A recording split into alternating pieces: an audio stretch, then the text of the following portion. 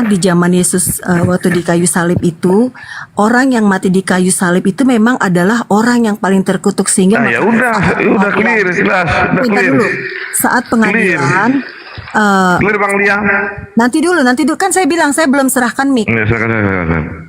Jadi ketika di kayu salib saat itu di daerah Yesus ditangkap, yang mati di kayu salib itu adalah yang paling hina, yang paling hina. Oleh sebab itulah dasar mereka mengatakan itu terkutuk.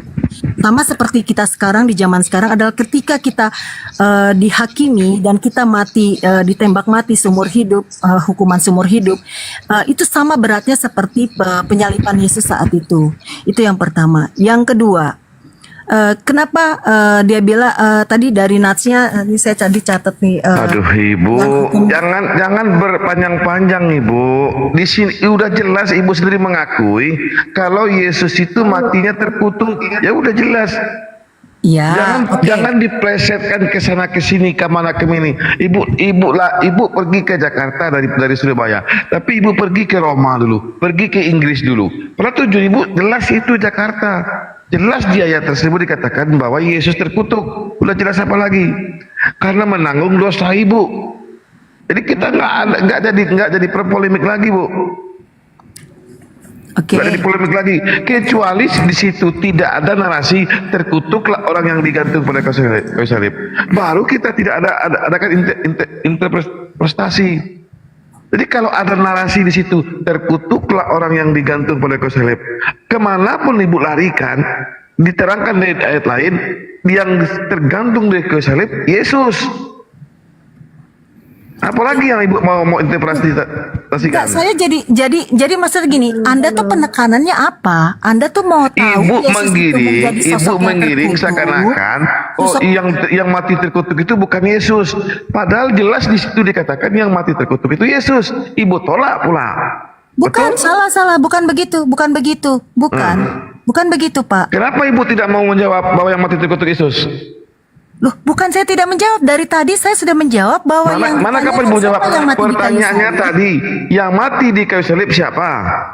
Saya jawab Yesus, oke. Ya udah jelas. Oke. Ya udah kan saya dari tadi juga jelas. saya konsisten. Yesus yang mati di tiang salib, apakah yang mati di tiang salib itu terkutuk? Terkutuk atau tidak? Tapi ketika premis Bapak Ya, nggak dijawab, kan? katakan Yesus itu terkutuk, itu salah. Itu yang tertulis.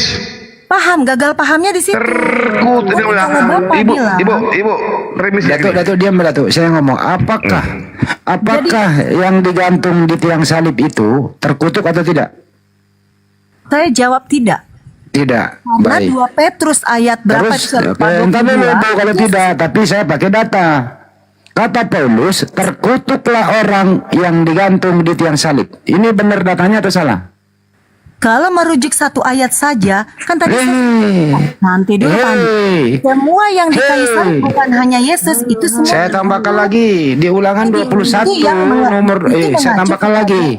Malas Ini punya Yahudi ya, ini. saya nggak Ulangan 21 nomor 23. Diam dulu Bu, saya pakai data. mau diskusi sama Handi di malam ini. Maka janganlah mayatnya dibiarkan semalam-malaman pada tiang itu, tetapi haruslah engkau menguburkan dia pada hari itu juga. Sebab seorang yang digantung terkutuk orang yang digantung di tiang salib. Paulus menjelaskan juga, terkutuklah orang yang digantung di tiang salib. Anda bilang juga Yesus mati di tiang salib. Yesus adalah orang waktu digantung, begitu. Jelas kok itu. Dia kenapa terkutuk? Kenapa dia menjadi kutuk? Karena menebus kutuk hukum Taurat. Dengan menjadi kutuk karena kita. Yang menjadi kutuk siapa? Udahlah Bu ya. Kamu melawan datamu sendiri. Jadi musuh kamu adalah Paulus. Lanjut, selesai. Wah, Anda tuh jangan menggiring opini dan membuat statement yang tidak disepakati loh. Gak bisa begitu dalam berdiskusi. Sedangkan Anda menginterpretasikannya gagal paham. Halo. Karena kan saya udah bilang 2 Petrus 20 berapa itu ayatnya, Yesus itu tanpa dosa. Jadi ketika Anda mengidentifikasinya, ntar dulu Bu Nurma, Ketika Anda mengidentifikasinya itu terkutuk, Anda salah besar. Oke, kalau Yesus tanpa dosa, Anda udah diam. tidak bisa Oke. mencungkil-cungkil. Kalau Yesus tanpa dosa, boleh nggak membunuh orang yang tidak berdosa? Boleh, boleh tidak? Bilang dia terkutuk. Jadi saya menganulir 2 Petrus tadi yang mengatakan Iya, dia saya tidak ikuti berdosa. ibu. Boleh nggak membunuh Yesus yang tidak berdosa? Boleh, boleh tidak? Kalau Anda mengikuti hukum Taurat, Anda tidak boleh, tapi itu tetap dilakukan pada saat itu. Kenapa? Siapa yang Karena membolehkan, Bu? Siapa yang membolehkan? Karena kalau tidak diperbolehkan sama orang-orang yang membunuh Ya, siapa Yesus yang saat membolehkan membunuh orang tidak bersalah? Siapa? itu, ya manusia yang membenci Yesus, yang Siapa tidak nama mengenal manusia itu? kebenarannya karena Siapa? dia mengaku Yesus itu Tuhan. Siapa? Siapa? Bahkan murid Yesus saja Aduh, nggak bisa mau diskusi dijual nih. di Udah turun dalam kau stadion. Turun kau, ibu. Turun kau, Bu. Nggak ada gunamu kau di sini. Bencer aja kau. Nggak ada gunanya kau, muter-muter doang. Itu ibu yang satu, Ibu Nurpawati, kayaknya mau bicara. Silakan. Silakan, Bu. Ya, terima kasih Pak. Selamat malam semua. Ya, selamat malam, Bu. Iya. Bang Andi Siletona masih, Bang Otawaras masih udah Adi. Bang Otawaras. Udah ada Banjuma, udah naik. Diam dulu semua. Waalaikumsalam. Assalamualaikum Bang Juma. Waalaikumsalam kawan-kawan Yang semuanya. pertama saya mau katakan begini, kalau kalian mau diskusi, diskusinya yang benar. Kalian bertanya, tapi ketika dijawab, kalian ngotot dengan jawaban kalian. Seakan-akan kalian itu paling tahu Alkitab kami atau Bibel kami gitu loh. Kan data, Bu. Dengar dulu, Kan data, jangan Ibu. Banjuma yang jawab. Biar Banjuma yang respon. itu. Dengar dulu gitu loh. Kalau mau diskusi, diskusi yang benar. Jangan kalian bertanya, tapi kalian juga yang ngotot menjawab. Itu nggak etis juga. Yang kedua, kalau kita mau diskusi, maka benar diskusinya. Jangan untuk mencari-cari kesalahan, jangan untuk menghina, jangan untuk mentertawakan. Karena agama apapun di dunia ini tidak pernah diizinkan untuk menghina, memfitnah, Tidak ada orang yang menghina, tidak ada orang yang tertawa, Bu. Ibu salah tadi. Nah, jangan dijawab dulu. Ibu memframing. Tidak ada orang yang menghina, tidak ada orang yang tertawa. Kenapa Ibu framing? Nah, kan ketika kalian orang-orang bertanya, orang Sekarang buka topik aja tuh, kalau yang mau diskusi. Silakan Banjuma. Ya, jadi gini Bu ya. Dunia juga tahu kok bahwa yang tergantung di atas salib itu kan terkutuk. Kan itu faktanya. Tertulis di Bible Galatia 3 nomor 13. Al-Quran saya juga mengatakan itu. Bahwa yang disalib itu adalah orang yang memerangi Allah, memerangi Nabi Isa. Makanya oknum itu disalibkan. Nah, di Galatia 3 ini Bu, nomor 13, itu kan mengutip ke kitab Ulangan 21, nomor 22 dan 23. Karena Paulus mengatakan sebab ada tertulis. Tertulis di mana? Di Ulangan 21. Ternyata di situ Tuhan yang mengutuk oknum yang digantung di atas salib ini. Gitu loh Ibu. Jadi yang Anda sembah ini memang makhluk terkutuk memang. Nggak bisa dipungkiri. Kristus telah menebus Kristen dari kutuk hukum Taurat. Dari sini aja muncul penyesatan. Sejak kapan Taurat itu adalah adalah kutuk? Justru yang tidak menjalankan Taurat itulah yang terkutuk. Bukan Tauratnya yang kutuk, bukan. Tapi Kristen dalam hal ini Paulus mencoba untuk mendoktrin bahwasanya Kristus telah menebus Kristen dari kutuk hukum Taurat dengan jalan menjadi kutuk. Yang dikutuk Taurat itu adalah orang yang melanggar hukum Tuhan. Terkutuklah orang yang berzina, terkutuklah orang yang melanggar hari Sabat, terkutuklah orang yang makan suap, terkutuklah orang yang menggeser batas tanah. Itu yang dikutuk oleh Taurat.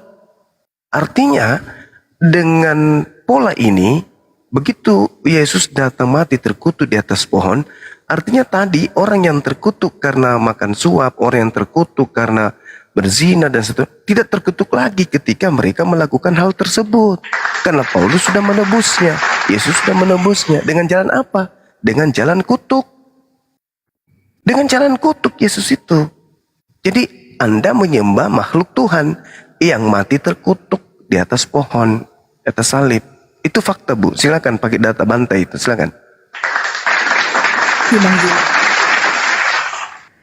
Jadi gini, sebenarnya kami tidak ada terganggu dengan kata-kata terkutuk itu, tapi ketika statement kata terkutuk itu menginterpretasikan atau memframingkan bahwa Yesus itu orang yang terkutuk, itu yang tidak kami izinkan. Karena jika kami izinkan, maka kami akan menganulir 1 Petrus ayat 22 yang mengatakan ia tidak berdosa dan tipu tidak ada dalam mulutnya. Oleh sebab itu, dalam Matius, ketika dia disalibkan, ada penyesalan dari Mahkamah Agung. Yang dimana ini orang Yesus ini tidak berdosa, kenapa kalian salib? Tapi ketika Bang Juma tadi mengatakan bahwa Yesus ini memang untuk menebus dari hukum kutuk Taurat itu, kami mengaminkan. Karena jika bukan Yesus yang menebus kutuk dari hukum Taurat itu, kami tidak sanggup. Itulah kenapa kedatangan Yesus itu menempatkan hukum kasih kami, yaitu hukum di Matius 1 kalau nggak salah pasal 37 ayat 17 mungkin, coba dicek karena saya nggak megang. Dia bilang kasihilah Tuhan Allahmu dengan segenap hatimu. Itu memperkuat atau mengcover hukum Taurat 1 sampai hukum Taurat keempat, di mana dibilang jangan sebut Allahmu dengan sembarangan, aku adalah Allah cemburu dan sebagainya. Hukum kasih yang pertama ini mengcover, menutupi, menggenapi hukum Taurat pertama dan keempat sampai keempat. Lalu hukum Taurat kelima sampai ke-10, hormatilah orang tuamu, jangan berdusta, jangan berzina, jangan membunuh. Itu terdapat di hukum kasih yang Yesus paparkan yang kedua, yaitu kasihilah sesamamu manusia seperti dirimu sendiri. Jadi dari hukum inilah yang pertama dan yang terutama. Nah, dengan datangnya Yesus membawa hukum kasih ini, itulah sebabnya tadi saya tidak suka berdebat, karena saya ingin menerapkan hukum kasih itu kepada teman-teman semuanya. Demikian. Oke, baik. Ibu, saya ingin tahu dulu cakupan pengetahuan Ibu terkait hukum Taurat. Hukum Taurat ini sebenarnya Tuhan sampaikan kepada Nabi Musa, itu berlaku untuk siapa rupanya hukum Taurat ini? Untuk Kristen atau untuk Yahudi saja? Baik. Hukum Taurat konteksnya saat diturunkan kepada Musa itu berlaku kepada orang Israel. Ya, Oke. yang diturunkan kepada Musa. Dan pada saat diturunkan, itu Musa sempat memecahkan 2 batu loh itu. Ya, karena menurut Musa bangsa Israel itu sangat berdosa saat itu. Apalagi ketika mengacu pada hukum Taurat yang membuat janganlah membuatmu bagimu patung berhala. Tapi pada realitanya Musa mendapati mereka membuat patung-patung emas. Ya, maksud saya gini, Bu. Jadi Apakah artinya, hukum ya silakan Bang Nyumbah. apakah hukum Taurat ini berlaku untuk Kristen? Pada saat kemudian hukum Taurat itu didatangkan kepada Nabi Musa dan kaumnya, kan Romawi dalam hal ini juga hadir. Mereka hidup berdampingan tuh. Nah, Ya. apakah hukum Taurat ini berlaku untuk orang Roma yang mendirikan nantinya Katolik? Apakah Ya, berlaku oke. hukum Taurat ini untuk orang Roma atau hanya untuk orang Yahudi saja? Ya, oke. Tadi saya belum sepenuhnya menjelaskan. Jadi izin saya menjelaskan. Setelah mic-nya saya serahkan ke Bang Juma, baru di tektok ke saya lagi ya Bang ya. Izin ya. Iya, Jadi silakan. saat itu hukum diberikan ke bangsa Israel ya, yang khusus memang privilege dari Tuhan Allah. Nah, sampai berjalannya hukum ini, manusia masih tetap berdosa, sehingga para nabi pun berdosa. Seperti kita ketahui bahwa Daud pun melakukan dosa, bagaimanapun dia hubungannya dekat dengan Allah, tetap melakukan dosa, termasuk dosa zina. Ya, tapi saya tidak membahas dalam konteks itu. Pertanyaan Bang Juma tadi, apakah ini termasuk buat orang Roma atau buat orang lain? Jawaban saya adalah sampai kedatangan Yesus Kristus itu masih buat bangsa Israel yang percaya hukum Taurat. Tapi ketika Yesus datang, hukum Taurat itu bukan untuk dihapus. Jadi kalau pertanyaannya apakah buat orang Roma, buat orang Indonesia pun hukum Taurat masih berlaku sampai hari ini. Coba Itu kasih artinya- dalil, Bu. Di sini kehancuran Kristen itu di situ bermula. Ketika hukum Tuhan datang untuk Bani Israel, orang Kristen nyamar-nyamar sebagai orang Yahudi sehingga hukum Taurat itu seakan-akan berlaku untuk orang Kristen. Saya Baik. minta dalil. Tolong kasih dalil. Kalau Ya. hukum Taurat yang datang kepada Nabi Musa itu juga berlaku kepada orang di luar Yahudi. Silakan. Oke. Kenapa hukum Taurat itu masih berlaku untuk kami juga orang Indonesia sampai saat ini? Matius 28 ayat 19. Jadikanlah semua bangsa muridku, baptislah dalam nama Bapa. nggak ada hubungannya, Ibu. Nggak ada. Nanti Inilah saya ini jelaskan. inilah yang saya katakan Artinya- bahwa kehancuran Kristen itu di situ. Artinya apa yang menjadi ketetapan dari Allah yang digenapi oleh Tuhan Yesus Kristus itu tetap berlaku ke seluruh bangsa. Dalilnya, Yang saya butuh meyakini- dalil. Kita butuh yang dalil. Tadi kan saya bilang Matius Matius 28. dan ada saya nggak nomor boleh.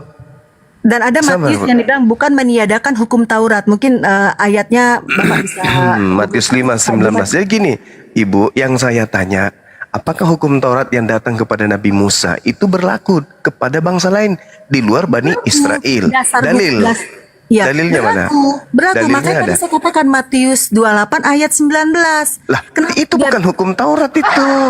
Bukan, Itu bukan maksud hukum Taurat saya itu. pengajaran Yesus itu berlaku ke seluruh bangsa sehingga Matius 5 ya tadi ya itu terdapat di Matius Yang 5 keberapa sekali yang lagi saya- dikatakan, sekali "Aku lagi saya datang bukan- katakan." aku ingin menggenaki hukum Taurat. Sekali lagi yang saya tanya mengenai hukum Taurat.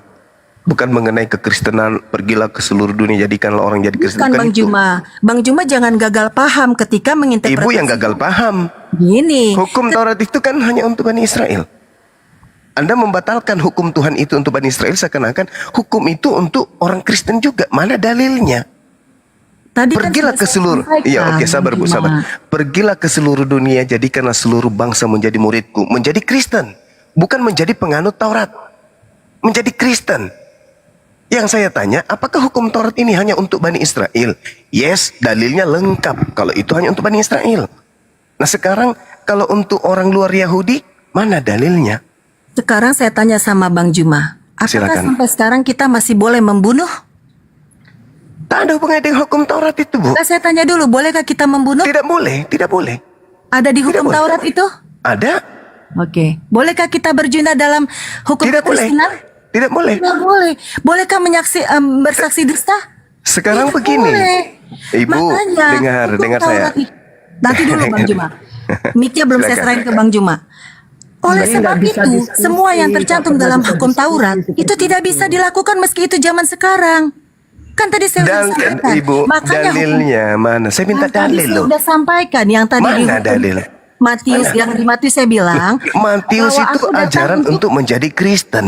Ajaran untuk menjadi Kristen. Yang saya tanya hukum Taurat. itu pertama. Keduanya, dia bilang aku datang bukan meniadakan hukum Taurat. Yes, itu Yesus. Yang saya tanya Kristen. Ya Yesus kan? itu orang Yahudi. Ibu, Yesus itu orang Yahudi, Bu. Yang saya tanya ini Kristen. Yang bilang Yesus bukan orang Yahudi Ya, siapa? maka dari itu Yesus memang tidak orang lucu. Yahudi. Tidak lucu kalau Anda mengambil jawabannya itu dari pernyataan Yesus. Yesus itu orang Oke, Yahudi. sekarang saya Aku kembalikan sama Bang Juma. datang. Silakan. Apakah tidak berlaku lagi hukum Taurat itu bagi umat Kristen di modern ini? Justru karena itulah yang saya tanya, apakah hukum Taurat itu Kalau didatangkan tadi kan oleh saya sudah jawab masih berlaku. Bang Mana Juma bilang dalilnya? tidak. Mana Sekarang mana dalilnya? dalilnya? Tadi Mana saya dalil? sampaikan dalilnya, tapi Bang Juma tidak Matius tidak 28 sepakat itu- dengan dalil itu. Makanya sekarang saya bertanya Matius sama Bang Juma. 28 itu Menurut bukan Bang Juma apakah masih berlaku? Karena Tidak kan Bang Juma ada menolak hukum. argumen Aduh, saya. Ibu, jangan gila permanen dong, Bu. Enggak, saya Jangan gila nggak gila, permanen jangan dong. framing Bang Juma. Saya nggak ada framing Bang Juma loh dari sana. Saya mengatakan Anda gila. Kenapa? Karena tidak ada hukum Taurat untuk orang di luar Yahudi. Mana Kalau dalilnya? tidak ada kan bukan berarti saya gila. Karena kalau gila itu kan Gila ada dong. Itu identifikasinya gila harus dengan namanya. dokter jiwa. Itu gila namanya. Tidak, Karena ada parameter kegilaan. Anda bisa di ada. terkena Ketika loh. hukum Taurat Rasul itu loh. hanya untuk orang Israel, Tidak bisa tapi Anda memframing kemudian orang gila ketika Anda tidak Anda bukti gila, Anda gila. kejiwaan, Pokoknya Anda gila, Anda kejiwaan. gila. Anda kejiwaan, kena penyakit jiwa Anda itu. Gak boleh Bang Juma. Saudara, sekarang begini. Gak boleh Anda framing orang gila. Dengar dulu, Ibu, dengar, Orang itu dengar. gila. Boleh dengarkan saya. Jangan Bang Juma udah Adalah terjebak. Mike orang belum yang saya salah serahkan ke dan Anda loh. Mike kehendaknya belum saya kepada serahkan orang ke Anda. lain. Itu Mike-nya baru belum saya gila. serahkan ke Anda. Baik. Diam dulu. Mike Baru belum saya gila. serahkan. Nah, Bu, Bapak Bu dari dengar. tadi bertanya tapi menjawab sendiri. Dengarkan saya, jangan gila permanen. Saudara-saudara Kristen jangan gila permanen ya. Kalian adalah tokoh-tokoh agama di Kristen. Tolong pakai akal kalian. Mazmur 147 nomor 19 nomor 20. Apa firman Tuhan di sana? Hukum-hukumku hanya berlaku kepada Bani Israel. Aturan-aturanku yang datang kepada Yakub hanya untuk Israel. Aku Tuhan tidak memberlakukan hal tersebut kepada bangsa lain. Dalil itu. Ulangan 33 nomor 4. Hukum Taurat hanya berlaku bagi Bani Yakub. Kalian Bani Yakub? Bukan. Yeremia 31 nomor 31 sampai nomor 33. Aku akan mengadakan perjanjian baru dengan Bani Israel dan Bani Yehuda. Bani Indonesia enggak. Jangan ngarang-ngarang cerita. Ya. Ketika Yesus mengatakan aku datang bukan untuk meniadakan, tapi untuk menggenapi. Itu untuk digenapi bagi Bani Israel, bukan untuk Kristen. Jadi pakai logika. Kenapa saya katakan ibu gila? Karena Anda mengada-adakan satu keadaan yang tidak ada. Oke? Pahami itu. Matius 28 nomor 19. Jadikanlah seluruh bangsa menjadi pengikutku. Pengikut makhluk yang keluar dari kubur. Bukan pengikut Yesus yang adalah anak Maria. Itu beda. Yesus yang keluar dari kubur dan Yesus yang mengadakan pengajaran Injil kepada Bani Israel. Itu adalah dua oknum yang berbeda. Nah, ketika Paulus mengatakan dalam Galatia 3 nomor 13, Kristus telah menebus kita dari kutuk hukum Taurat, muncul pertanyaan. Siapa kita ini? Kita ini Kristen. Sejak kapan hukum Taurat ini berlaku untuk Kristen? Kalau Yesus mati untuk menebus hukum Taurat, membatalkan hukum Taurat, maka Yesus mati untuk Bani Israel, bukan untuk Kristen. Karena hukum Taurat itu hanya untuk Bani Israel.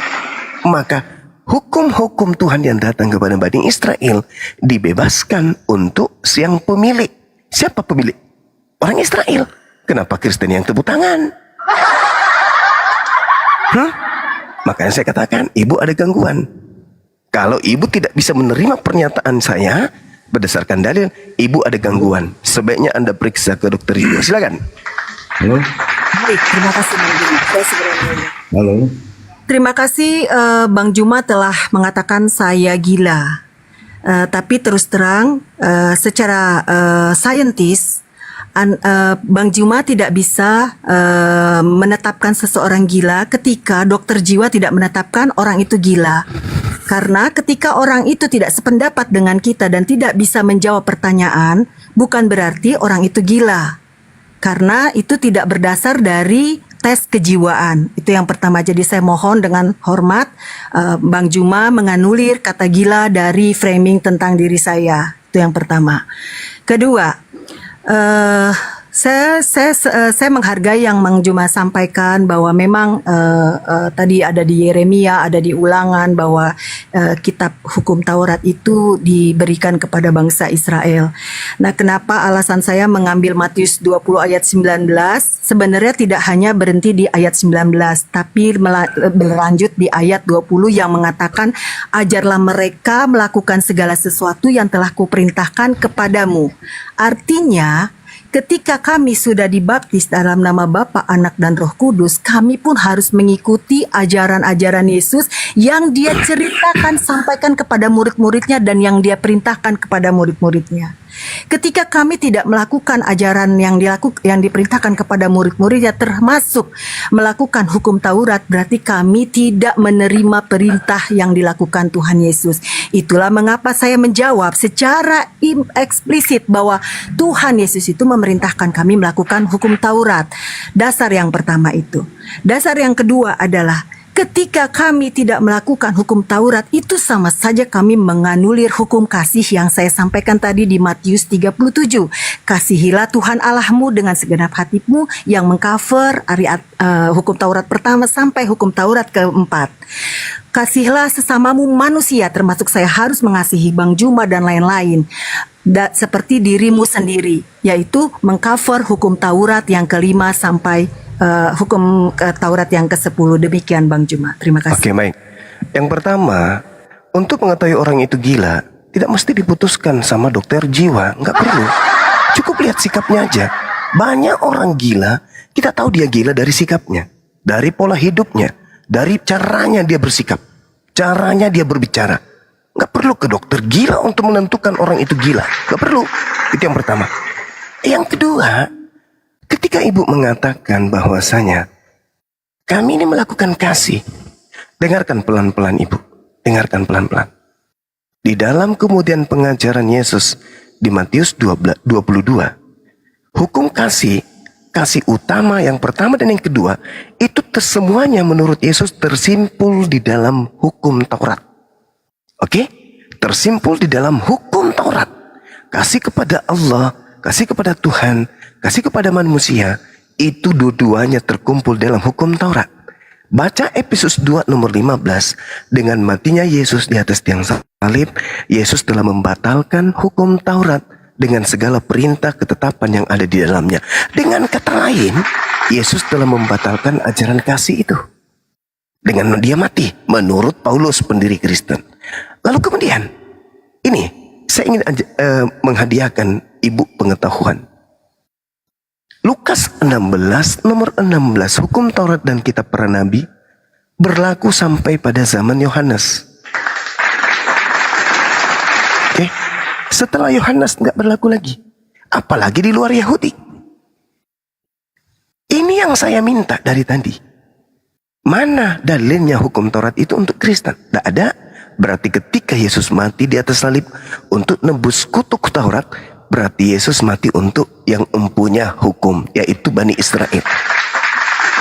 Seibarat Indonesia punya undang-undang KUHP dibubarkan, maka Indonesia rakyatnya yang dibebaskan dari undang-undang tersebut. Bukan orang Cina, bukan orang Belanda, bukan orang Jepang.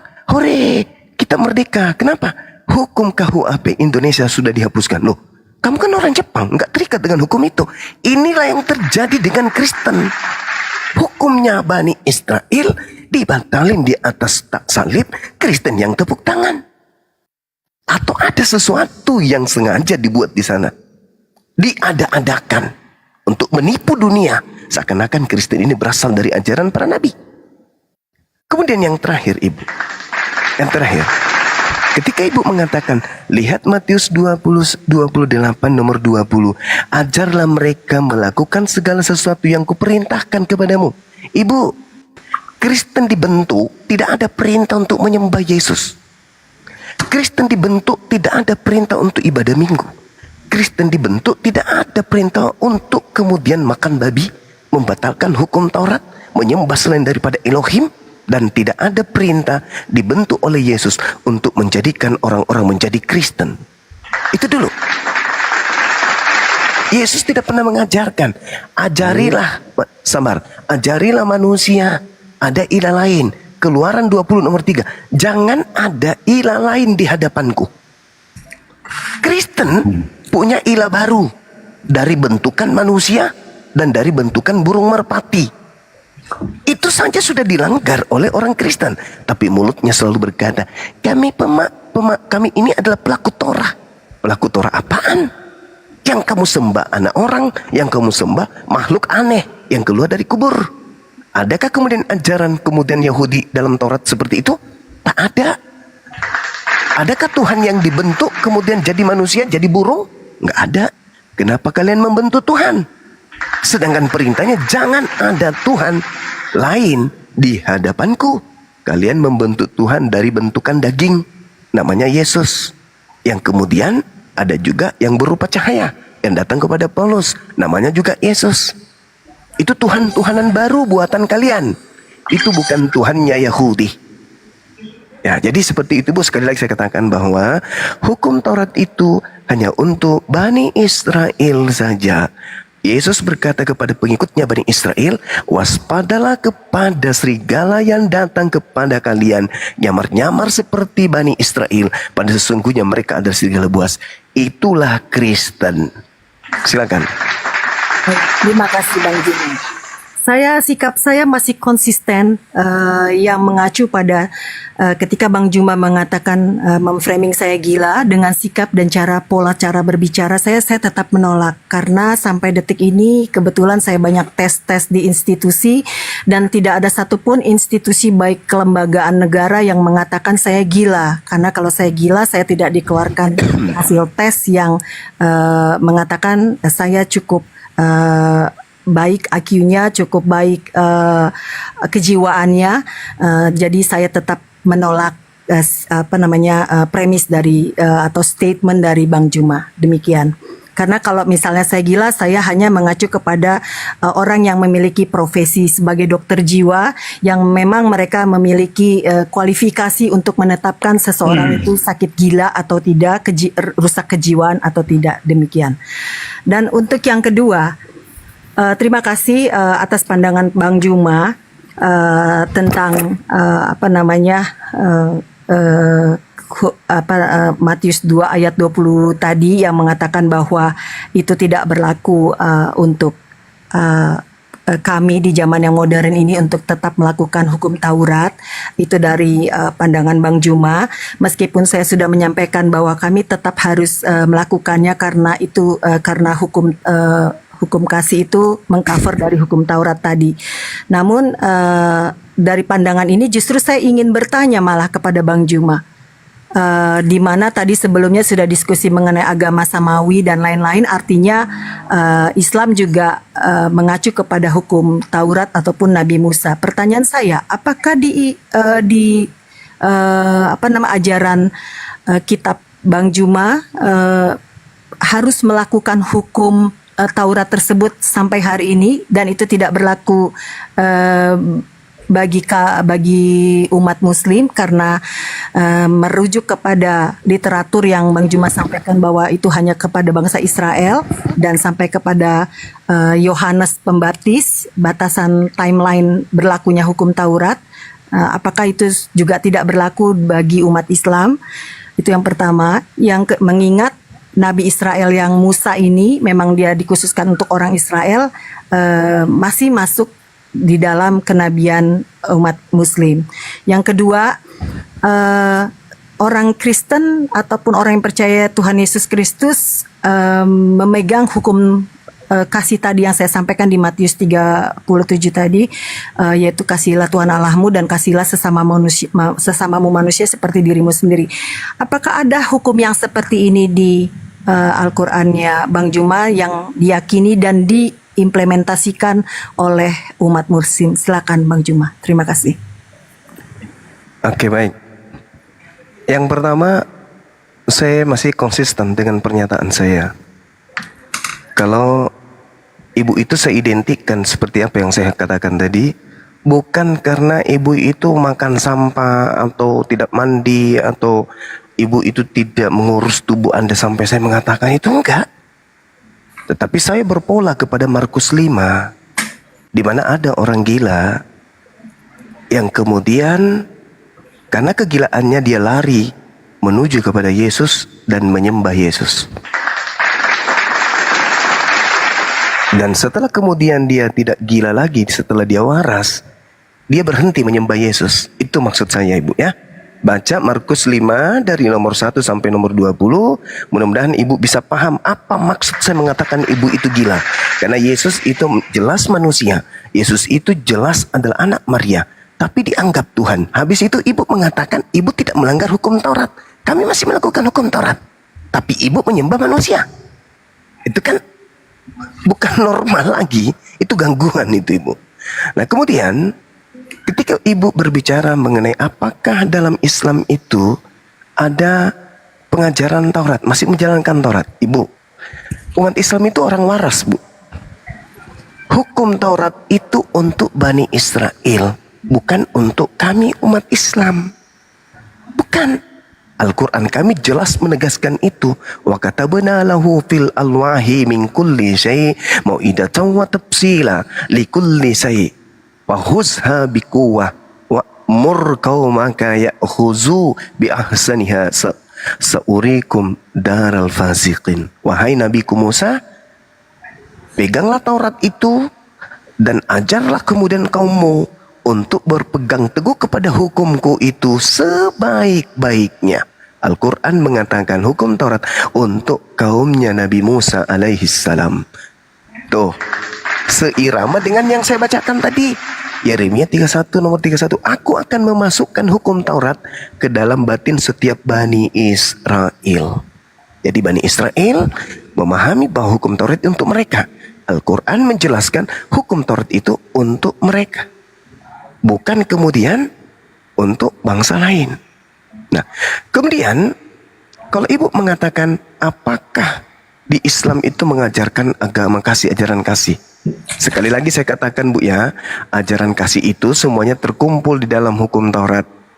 Dan kemudian dibatalkan oleh Paulus di dalam Efesus 2 nomor 15. Nah, kalau di Islam coba Anda buka sekali-kali pelajari Al-Quran surah Al-Maidah ayat 32, At-Taubah ayat 6, Al-Muntahana ayat 8, Al-Maidah ayat 13, Al-Jasiyah ayat 14, Asyura ayat 40 dan 45. Bagaimana kemudian perintah di dalam Al-Quran untuk mengasihi seluruh umat manusia dan memaafkan kesalahan-kesalahan manusia. Tuh Al-Quran itu jelas tuh. Oke? Jadi sekali lagi kita kembali kepada tema bahwa di Kristen itu tidak ada hukum Taurat. Dengan adanya Yesus yang dijadikan sebagai Tuhan, itu sudah menggugurkan hukum Taurat. Karena hukum Taurat yang pertama itu adalah kasihilah Tuhanmu dengan segenap hatimu. Di dalam Ulangan 11 nomor 1, Yosua 22 nomor 5 dikatakan bahwasanya mengasihi Tuhan sama dengan setia menjalankan segala perintah, ketetapan, hukum-hukum yang didatangkan Tuhan melalui Nabi Musa alaihi salam. Itu baru disebut mengasihi Tuhan. Sedangkan Kristen tidak melakukan itu lagi. Kristen tidak melakukan itu. Kristen melakukan ajaran Paulus. Tidak ada lagi hukum Taurat di Kristen itu. Karena memang hukum Taurat itu bukan untuk Kristen. Itu untuk Bani Israel. Maka ketika Yesus Kristus mati di atas tiang salib untuk menebus kutuk Taurat, maka yang dibebaskan adalah sang pemilik hukum, bukan Kristen. Demikian. Ibu, PR saya kalau masih mendengar di bawah, silakan baca Markus 5 nomor 1 sampai nomor 20. Ya, jadi gila yang kumaksud bukan makan kutu, bukan makan sampah, bukan yang tidak mandi, yang tidak bisa gigi, bukan. Tapi gila yang kumaksud adalah yang menuhankan manusia. Itu yang aku bilang. Silakan. Ya, silakan. Silakan. Yang main. Boleh, ya? Silakan. Saya umat Kristen menanggapi pernyataan Jumat Silakan, Bang. yang berkhotbah tentang keimanan Kristen, berkhotbah tentang Alkitab. Ya, silakan. Padahal si Jumat tidak mengimani. Saya mau begini saja. Kalau kita bicara hukum Taurat soal salah satu perintah, jangan engkau membunuh. Ya. Di Matius pun ada larangan seperti itu. Taurat, jangan membunuh, jangan berzina, jangan bersaksi dusta. Matius 19 ayat 18. Membunuh akan dihukum. Itu ada kesinambungan larangan. Tetapi kalau Bukannya dibunuh, Bang. Tunggu dulu, saya mau ngomong dulu. Oh iya. Sabar, Bang, sabar. Kesinambungan larangan membunuh. Ya, jangan membunuh, jangan berzina, jangan mencuri, jangan mengucapkan saksi dusta. Di Matius 19 ayat 18 perkataan Yesus. Nah, itu ada 16. kesinambungan soal membunuh. Iya, terus. Tapi kalau saya masuk ke Al-Quran, Al-Baqarah 191, bunuhlah mereka. Ada perintah bunuh. An-Amfal 12, bunuhlah dan penggallah kepalanya. At-Taubah 36, ya, sama juga perangilah. Nah, ini perintah yang berbeda, ya. Di sana jangan membunuh, di Injil jangan membunuh, tetapi di Al-Quran Al-Baqarah 191, bunuhlah mereka. An-Amfal 12, penggallah kepala anak. Nggak usah diulang-ulang, Bang. Nggak usah diulang-ulang, cukup. Ya, perang itu. Jadi ini perintah yang beda dari Allah. Oke, itulah menurut saya. Tolong dijelaskan ini. Kalau saya tidak menafsirkan, ya, saya hanya membacakan. Saya tidak berkhotbah tentang kitab suci saudaraku, tidak. Saya cuma mengurut saja. Kalau sejumlah tadi berkhotbah tentang keimanan Kristen dan membaca Alkitab, itu menurut dia Orang Kristen belum paham siapa Yesus. Ya, Oke. berkali-kali kepada Bang Juba terangkan bahwa firman Allah Ya, jangan ini, sebagai manusia jangan diulang-ulang, itu Pak. Yesus bukan persetubuhan suami istri. Udah cukup gantian. Nah, ya, jadi gini, saudara, mengenai bunuh ya. Ya, Di dalam Bible, sabar. Di dalam Bible kalau membunuh sinkronisasi ya dari Taurat ke saudara Injil. bisa gantian kan kita ya. Gantian. Nanti dari kesempatan sendiri. Di Al-Quran itu ada surat Ar-Rahman. Nama surah itu artinya kasih sayang. Di Bible nggak ada surat-surat kayak gitu, nggak ada. Kemudian, sabar Pak, gantian kita, sabar. Nanti Bapak coloti lagi ya. Kalau kita mau mengukur perintah membunuh di Bible, kita gabungkan nih antara kitabnya Yahudi yang diambil oleh orang Kristen tanpa izin, lalu digabungkan dengan Perjanjian Baru, ya, digabungkan kitab ini dua, kitabnya Yahudi terjemahannya diambil digabungkan dengan kitabnya Kristen, digabung menjadi dua. Satu, kata bunuhlah dengan kasihilah itu sebanding antara 1 juta dengan 1. Perintah membunuh di dalam Bible itu 99%, perintah kasihi itu cuma 1%. Itu Pak Ando. Contoh nih, 1 Samuel 15 nomor 3 misalnya. Bunuhlah semua laki-laki maupun perempuan, anak-anak maupun anak-anak yang menyusui, lembu maupun domba, onta maupun keledai. Bunuhlah semuanya, jangan kau biarkan satu pun yang bernapas. Ya Pak ya, contoh tuh. Sedangkan data-data yang Anda bawa dari Quran itu adalah data-data saat perang. Itu dalam keadaan perang Pak. Itu bukan berbicara mengenai perintah membunuh dan seterusnya. Kemudian, sabar ya. Kemudian, ketika Anda mengatakan terkait bunuh, Matius 19 yang Anda bawa, di situ dikatakan ketika orang itu bertanya kepada Yesus, Guru, apa yang harus aku kerjakan supaya saya bisa masuk surga? Yesus menjawab, jangan kau membunuh. Nah, saya mau bertanya nih kepada Bapak, apakah membunuh Yesus itu bisa menyebabkan orang masuk surga? Apakah membunuh Yesus itu tidak melanggar hukum Taurat? Jangan membunuh. Karena kapan membunuh? Melanggar hukum Taurat. Apakah membunuh Yesus itu melanggar hukum Taurat atau tidak? Jawab, silakan. Untuk saya berbicara tadi, karena tadi terjebak kepada hukum Taurat soal larangan membunuh yang disampaikan kepada Musa. Salah satu adalah jangan membunuh. Tadi Pak Juba menanyakan apakah itu ada di Injil. Saya sampaikan, jangan membunuh, jangan berzina, jangan berdusta. Matius 19 nomor 16 sampai 18. Ada langsung perkataan larangan membunuh. Lalu saya tarik Al-Baqarah, bunuhlah. Ini perintah siapa nih? Penggallah kepalanya. Ya, ya tobat juga anak, perangilah. Ini perintah. Tadi kan saya sudah menjelaskan Bapak, itu adalah ayat perang. Sedangkan yang tertulis di dalam kitab yang Anda gunakan di dalam 1 Samuel 15 itu lagi tidak perang, tapi diperintahkan membunuh anak-anak, anak laki-laki, anak perempuan, ya, yang menyusui, bahkan anak bayi pun disuruh bunuh. Lembu, domba, onta, keledai disuruh bunuh, dan itu dalam keadaan tidak perang. Kenapa disuruh bunuh? Jadi enggak usah ambil itu, bukan itu poinnya. Sekarang pertanyaan saya, ketika Anda mencoba mengatakan dalam Matius 19 jangan membunuh, pertanyaan saya, apakah membunuh Yesus itu melanggar hukum Taurat? Coba jawab, silakan.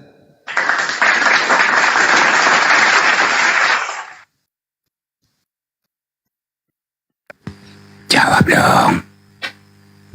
Dibuka aja, Bando.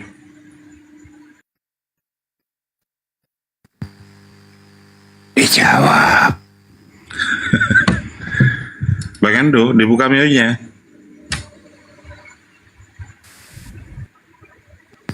Dijawab itu pertanyaannya. Apakah membunuh Yesus itu melanggar hukum Taurat? Jawab. Sikala makama itu. Assalamualaikum warahmatullahi wabarakatuh. Waalaikumsalam warahmatullahi wabarakatuh. Si kamalakama itu ya. Ingat ya Pak ya, Anda ditunggu di 1 Korintus 15 nomor 17. Dan jika Yesus tidak disalibkan, tidak dibunuh, tidak dikuburkan, tidak dibangkitkan, maka sia-sialah kepercayaan kamu dan kamu masih hidup dalam dosamu. Artinya apa? Iman Kristen itu ada dari hasil dosa melanggar hukum Taurat. Karena membunuh Yesus itu melanggar hukum Taurat. Dengan melanggar hukum Taurat, maka muncullah agama Kristen. Jadi agama Kristen ini hadir akibat pelanggaran terhadap hukum Taurat. Jedar. Tanpa pelanggaran kepada hukum Taurat, Kristen tidak ada. Jadi agama Kristen ini berasal dari pelanggaran terhadap hukum Tuhan. Itu dalilnya. Silakan kalau masih mau lagi.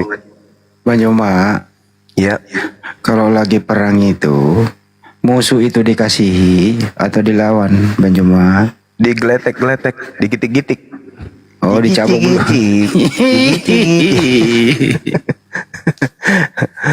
Ya, jadi ya silakan, masih ada Ibu, silakan. Ya tadi maaf teman-teman, tadi saya lowbat banget, jadi saya tadi turun itu.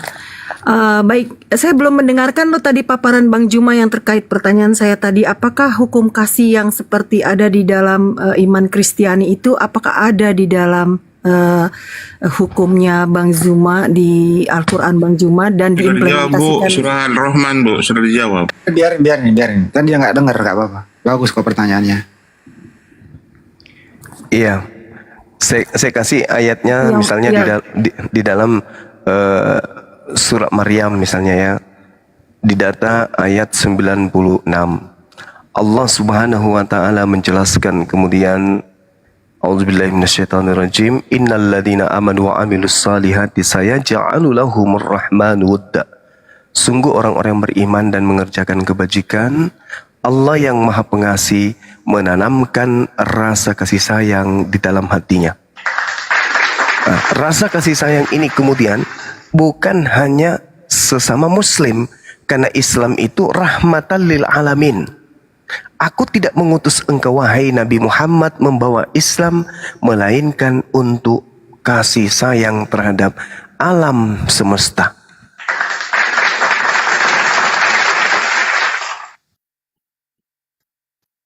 Oke. Itu ya Bu ya? Ya, sampai situ. Baik, saya menerima Bang Juma. Apakah ini termasuk juga kepada Islam atau Muslim-Muslim yang melakukan pembakaran gereja dan lain-lain? Apakah mereka mengerti hukum yang tadi Bang Juma sampaikan? Itu yang Kemungkinan dia tidak mengerti.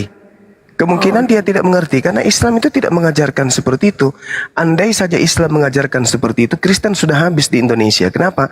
Karena Indonesia sebelum merdeka itu dijajah oleh manusia yang beragama Kristen dan juga Katolik.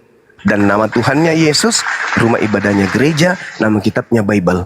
Faktanya 350 tahun orang-orang yang beragama Kristen ini membunuh jutaan manusia, membuat jutaan manusia menjadi yatim piatu dan wanita menjadi janda, itu jutaan dibuatnya. Kuburan 40 korban jiwa dari keganasan orang-orang yang bernama Kristen, yang beragama Kristen. Tapi apakah kemudian ketika kami orang Islam ini berhasil mengusir mereka, pengikut-pengikutnya atau rumah ibadahnya diratakan dengan tanah? Enggak. Karena Islam melarang. Enggak boleh merusak rumah ibadah agama lain. Enggak boleh. Dilarang dalam agama Islam, haram hukumnya. Jadi kalau ada kemudian orang yang mengatakan dirinya Islam kemudian membakar gereja, itu melanggar Islam, itu melanggar, nggak boleh. Tapi kalau di Kristen saya rasa sah-sah saja sih, karena di dalam 1 Yohanes 2 nomor 1 dikatakan barang siapa yang berbuat dosa maka ada Yesus yang mendamaikan dosa Kristen. baik. Itu artinya mereka yang Islam yang melakukan pembunuhan ataupun melakukan saksi dusta terhadap sesamanya, itu bukan Islam yang menganut paham dari Quran yang diadopsi oleh keimanan Bang Juma dan teman-teman, begitu ya, dari statement itu. Apakah itu yang dimaksud Bang Juma? Iya, karena itu tidak sesuai dengan Islam. Itu enggak, Jadi enggak artinya boleh dalam Islam, enggak boleh. baik. Jadi ketika Al-Maidah artinya ayat ada yang 32. melakukan itu adalah bukan barisan dari Islam gitu ya Bang ya. Penduduknya, orangnya mungkin KTP-nya Islam, tapi dia tidak sedang menjalankan ajaran Islam. Al-Quran surah Al-Maidah jelas sekali diterangkan kemudian, A'udzubillahi minasyaitonirrajim. Min ajli dzalika katabna ala bani Israel annahu man qatala nafsan bighairi nafsin aw fasadi fil ard faka'annama qatalan nas jami'a. Barang siapa yang membunuh satu manusia, maka dia sama halnya membunuh seluruh umat manusia. Wa man ahyaha faka'annaha ahya nas jami'a. Dan barang siapa yang menyayangi satu manusia, maka dia sama halnya menyayangi seluruh umat manusia. Al-Quran surah Al-Maidah ayat 32. Baik. Jadi demikian juga analoginya seperti yang tadi Bang Juma sampaikan bahwa penjajah Indonesia 350 tahun adalah orang Kristen. Seperti tadi saya nyatakan bahwa ketika orang Kristen mereka, makanya saya sampaikan hukum Taurat itu tetap dilakukan sampai hari ini, karena jika dia melanggar hukum Taurat, dengan otomatis dia melanggar hukum kasih yang diperintahkan Tuhan Yesus ya. Nah demikian juga yang penjajahan 350 tahun, sama seperti yang Bang Juma tadi paparkan, Islam yang membunuh, Islam yang sengaja memiliki motivasi untuk menghancurkan gereja dan membunuh jemaat yang sedang merayakan Natal. Begitu juga yang 350 tahun menjajah ini adalah Kristen-Kristen yang tidak mengadopsi ajaran kasih yang ditetapkan Yesus Kristus. Itu makanya ketika terjadi penjajahan, tidak saja terjadi orang-orang yang menjajah Indonesia, tapi ada juga misionaris yang datang ke Indonesia untuk menyebarkan hukum kasih tersebut. Jadi dengan demikian paparan Bang Juma tadi yang mengatakan orang Kristen adalah penjajah itu bisa dianulir dengan statement saya barusan bahwa itu tidak ada, itu bukanlah pengajaran kasih yang diperintahkan Yesus di Matius 37. Itu penjelasan dari saya. Yang kedua, saya belum terjawab tadi yang Bang Juma sampaikan, apakah hukum Taurat itu juga dilakukan dan diyakini dan dipercaya sampai hari ini tidak diikuti oleh keimanan Islam? Silakan dijawab Bang Juma. Ya, hukum Taurat itu untuk Bani Israel. Al-Quran surah Al-A'raf ayat 144 dan 145.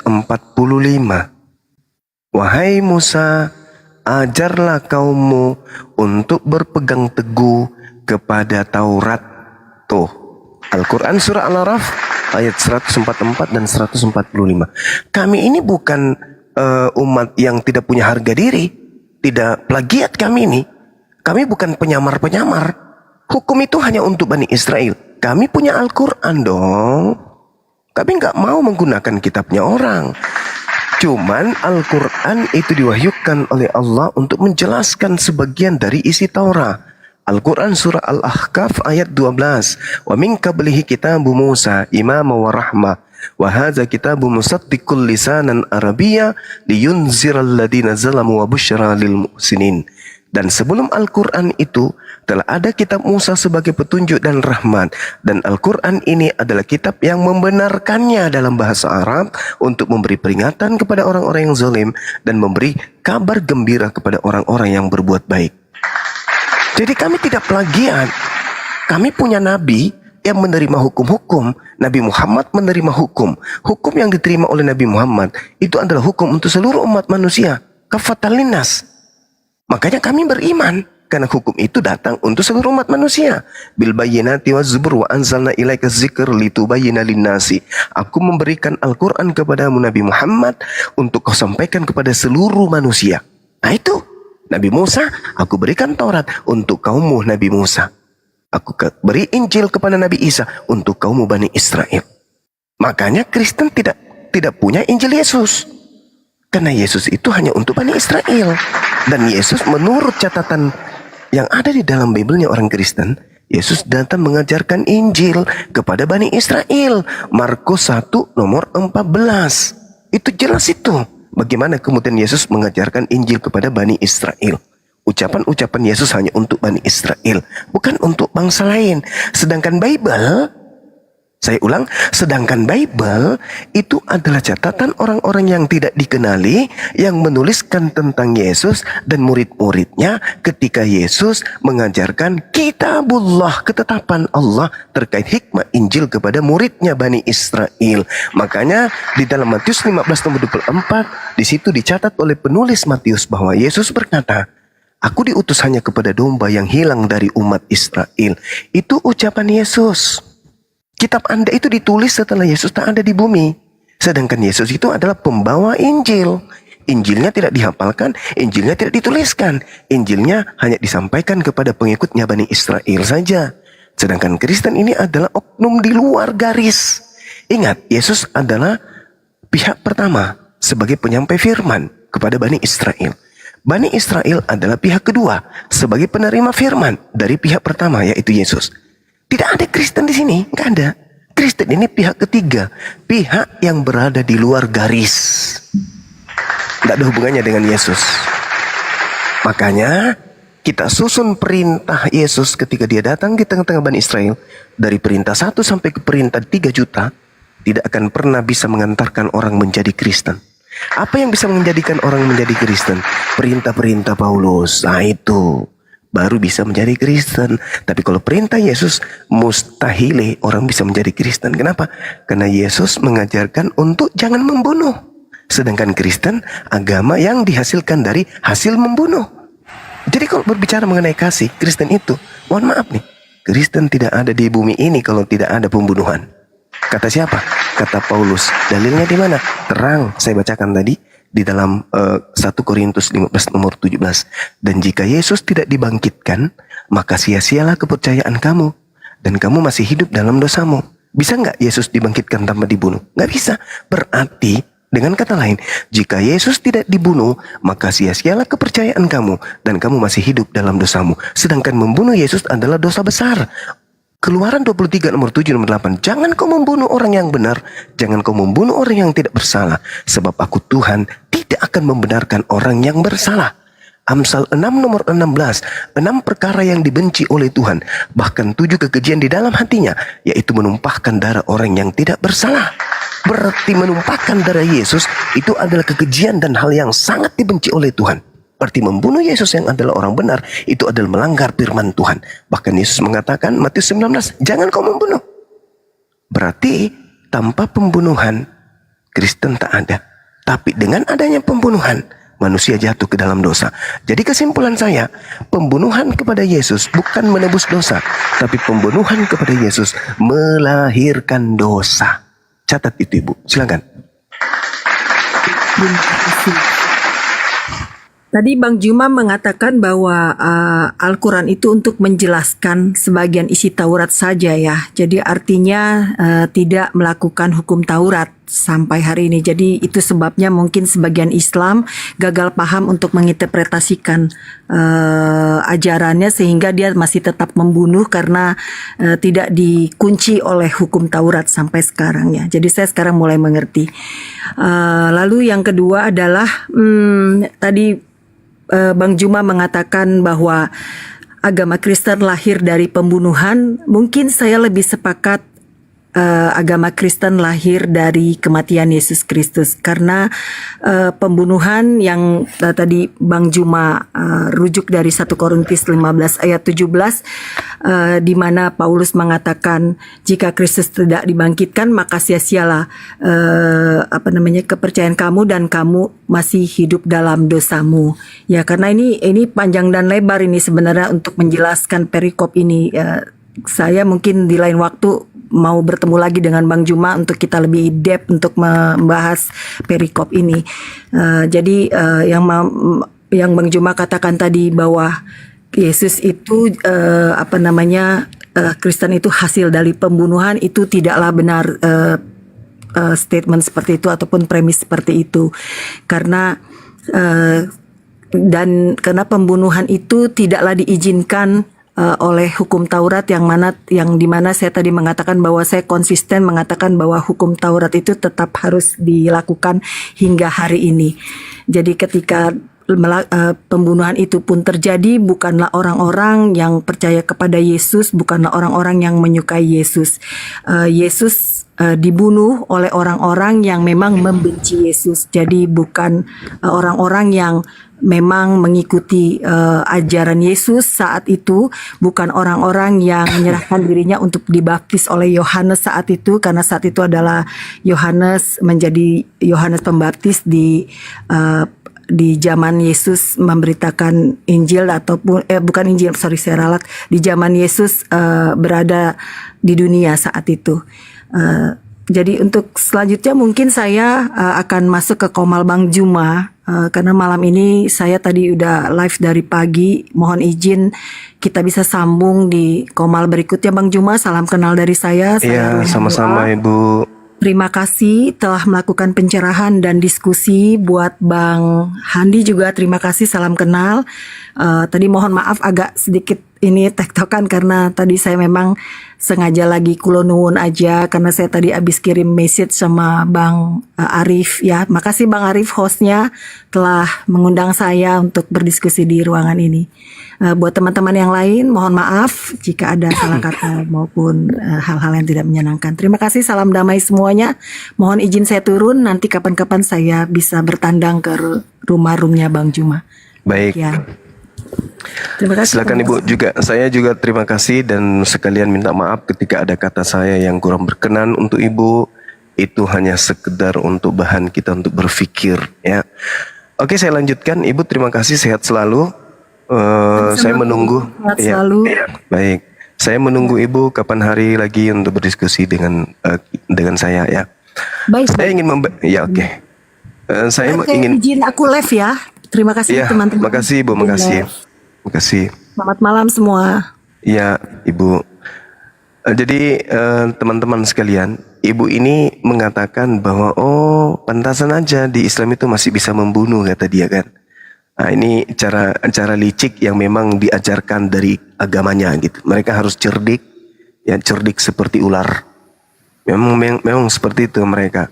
Di dalam 1 Filipi 1 nomor 18 terkait pemberitaan tentang Yesus, mereka boleh dengan cara menipu, dengan cara jujur, dengan cara palsu boleh, mengelabui boleh.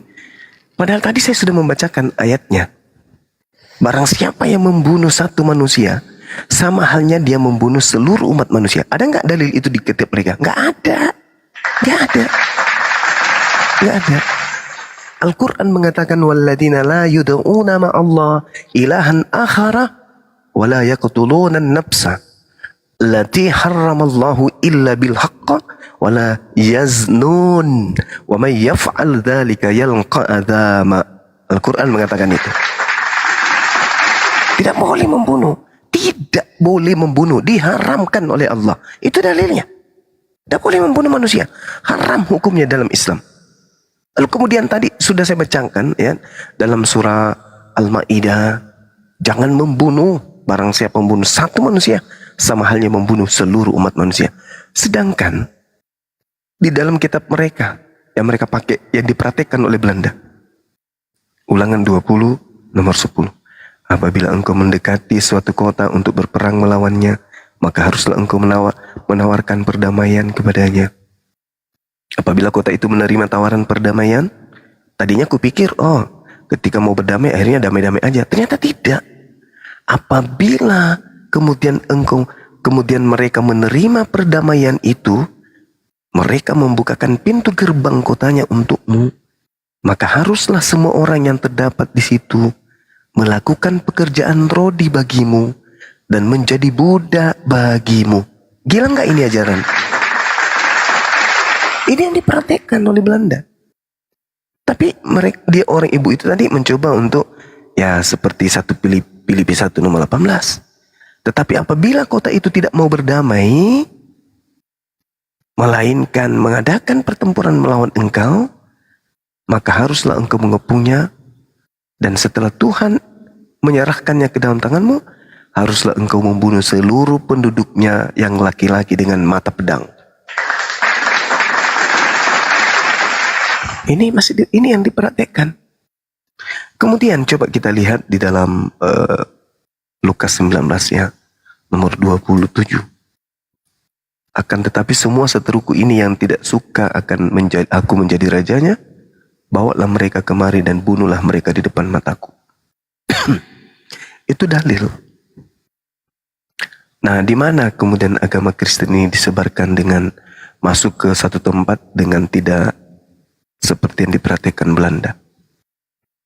Ada nggak? Coba sebutkan kepada Nggak saya. ada. Nggak ada. Ada nggak? Nggak ada ya? Ada Lukas 19:27.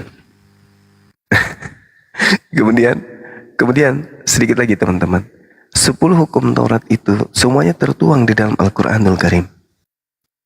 Di dalam Al-Baqarah ayat 163. Tidak boleh menyembah selain daripada Tuhannya Ibrahim, Ishak dan Yakub. Tidak boleh. Jangan ada ilah lain selain daripada Tuhannya Abraham, Ishak dan Yakub. Nggak boleh. Sedangkan mereka mengadakan Tuhan di luar Tuhannya Bani Israel. Tuhannya Abraham, Ishak dan Yakub. Pernahkah Abraham, Ishak dan Yakub menyembah anak Maria? Tidak pernah. Pernahkah Abraham, Ishak dan Yakub menyembah hakikat pencipta langit dan bumi yang maha suci lagi maha tinggi? Pernah. Nah, itulah yang kita sembah. Kemudian yang kedua, terkait dengan tidak dibolehkan, kemudian jangan ada patung dan seterusnya. Al-Quran surah Al-Qasas ayat 88. Tidak boleh membuat patung. Tidak boleh. Kemudian melarang kemudian menyebut nama Tuhan Al-Quran dengan sembarangan. Al-Quran surah Al-Araf ayat 180. Kemudian larangan membunuh. Ayat 68 dari surah Al-Furqan. Kemudian hormati kedua orang tua kita. An-Nisa ayat 36. Kemudian larangan berbuat zina juga tertuang di dalam Al-Quran surah Al-Isra ayat 32. Larangan keras kemudian untuk melakukan kesaksian palsu. Al-Ahzab ayat 70. Kemudian larangan mengingini yang bukan hak kita. Al-Quran surah An-Nisa ayat 54. Kemudian menjalankan hari yang ditunjuk sebagai hari yang suci bagi kaum umat Islam. Al-Jumu'ah ayat 9. Kalau hukum Sabat itu hanya untuk Bani Israel. Nah, kita hari Jumat, Al-Jumu'ah ayat 9. Dia hari Minggu nggak ada dalilnya. Kemudian dilarang mencuri, dilarang merampas hak orang lain. Al-Quran surah Al-Baqarah ayat 188. Jadi 10 hukum itu ada di Islam. Tetapi apakah hanya 10 hukum? Enggak. Semua di Islam itu ada hukumnya. Masuk rumah ada hukumnya, keluar rumah ada hukumnya, masuk toilet ada hukumnya, bangun tidur ada hukumnya, mau tidur ada hukumnya, mau makan ada hukumnya, selesai makan ada. Semua di Islam itu sempurna. Semua ada hukumnya, semua ada aturannya. Jadi kita nggak bangga dengan 10 hukum itu. Apa sih itu kecil itu? Di Islam itu syarat semua dengan hukum. Hukum Taurat itu hanya untuk Bani Israel. Itu yang ibu tadi tidak bisa selesaikan. Bahwa hukum Taurat itu hanya untuk Bani Israel. Tiba-tiba dia loncat ke Matius 28 nomor 19. Pada Matius 28 nomor 19 itulah yang Yesus sebutkan di dalam Yohanes 12 nomor 31. Bahwa penghukuman dunia ini sekarang telah dimulai. Sedang dimulai. Sebab sang penguasa dunia telah dilemparkan keluar. Sejak itulah kemudian terjadi penyesatan secara sistematis terhadap anak keturunan Adam. Makanya di dalam Matius 12 nomor 43 sampai nomor 38 sampai nomor 40, disitulah mulai kemudian 38 sampai 40 itu ketika kemudian angkatan jahat ini minta satu tanda. Tanda apa? Bangkit dari kubur pada hari ketiga. Itulah mulai tanda kehancuran dunia ketika angkatan jahat ini melakukan aksi-aksinya ke seluruh dunia. Aksi daripada angkatan jahat adalah mengajarkan kejahatan mereka merebak ke seluruh penjuru bumi. Nah, itulah yang Yesus katakan dalam Yohanes 12 tadi. Dunia sudah dihukumkan sebab sang penguasa dunia telah dilemparkan keluar. Keluar dari mana? Silakan saudara-saudara Kristen jawab. Saya kira begitu, teman-teman. Terima kasih.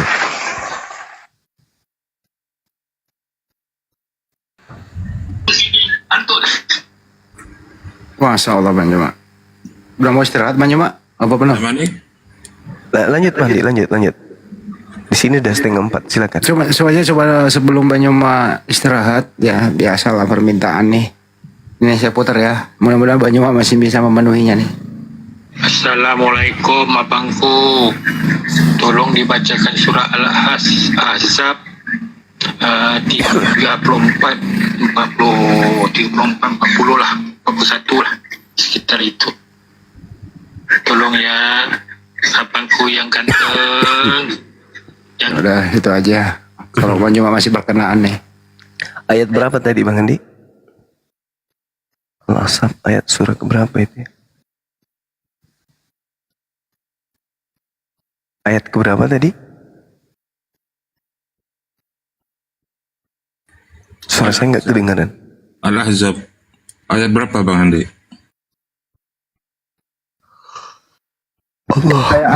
Ayat 34. Masya Allah.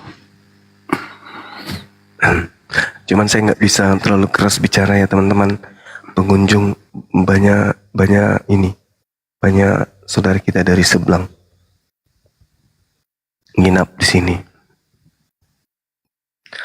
A'udzubillahi minasyaitonirrajim. Bismillahirrahmanirrahim. واذكرن ما يتلى في بيوتكن من آيات الله والحكمة إن الله كان لطيفا خبيرا إن المسلمين والمسلمات والمؤمنين والمؤمنات والقانتين والقانتات والصادقين والصادقات والصابرين والصابرات والخاشعين والخاشعات والمتصدقين والمتصدقات والصائمين والصائمات والحافظين فروجهم والحافظات والذاكرين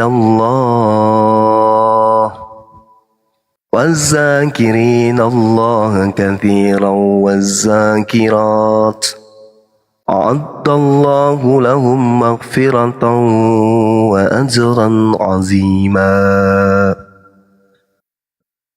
وما كان لمؤمن ولا مؤمنة إذا قضى الله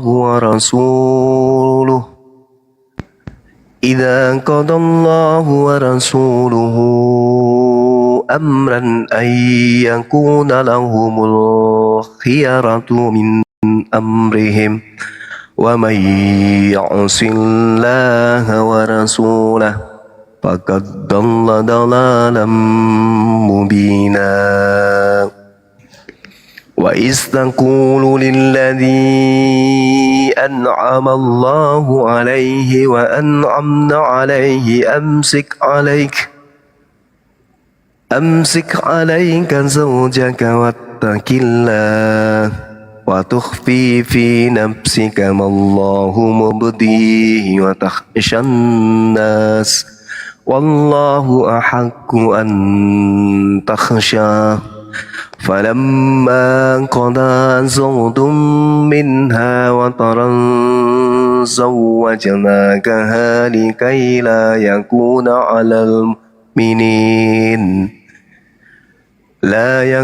على المؤمنين حرج في أزواج